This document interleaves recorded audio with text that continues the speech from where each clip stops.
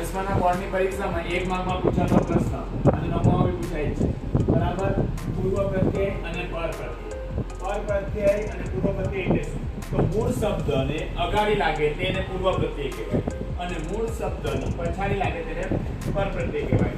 એટલે કે જેમ કે અસત્ય છે તો સત્ય મૂળ શબ્દ આપણો એમાં અ લાગ્યો અગાડી એટલે કે અગાડી લાગ્યો એટલે કે સત્ય નથી જે અગાડી લાગ્યો એટલે પૂર્વ પ્રત્યય બરાબર. સમજ પડી છે? અપમાન બરાબર. મૂળ શબ્દ પર માન, માનની અગાડી શું લાગ્યું? અપ, જેનું માન નથી તે બરાબર. અપમાન તો અપ વત્તા માન તો અપ શું છે? પૂર્વ પ્રત્યય અગાડી લાગ્યો ને. નિર્દોષ બરાબર. જે દોષી નથી તે બરાબર એટલે ની અગાડી લાગ્યો બરાબર. એટલે કે દોષમાં નીર અગાડી લાગ્યો એટલે નીર એ પૂર્વ પ્રત્યય બરાબર. તેવી રીતે કુસંગ બરાબર. સંગ કેવો હોવો જોઈએ? તો શ્રી કૃષ્ણ જેવો. પણ અહીંયા સંગ કેવો છે?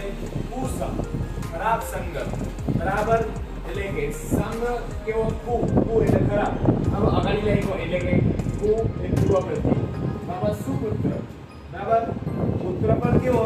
સુપુત્ર. સુ એટલે સારો, સારો પુત્ર બરાબર. સુ અગાડી લાગ્યો એટલે કે આ શું છે? પૂર્વ પ્રત્યય. નામની અગાડી મૂળ શબ્દની અગાડી લાગે તો નામની મૂળ શબ્દની અગાડી તેને કહેવાય પૂર્વ પ્રત્યય. સેમ વસ્તુ પછાડી લાગે તેને કહેવાય પર પ્રત્યય. જેમ કે ભારતીય તો આપણે કેવા મૂળ શબ્દ શું છે? ભારત વત્તા ઈય બરાબર. ભારતમાં રહેનારા ભારતીય બરાબર. સમજ પડી છે?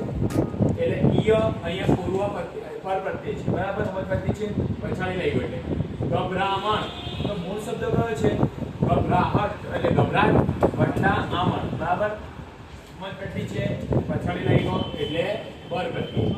એવી રીતે ધનવાન તો મૂળ શબ્દ કયો? ધન અને વાન બરાબર. જેની પાસે ધન હોવું તે બરાબર.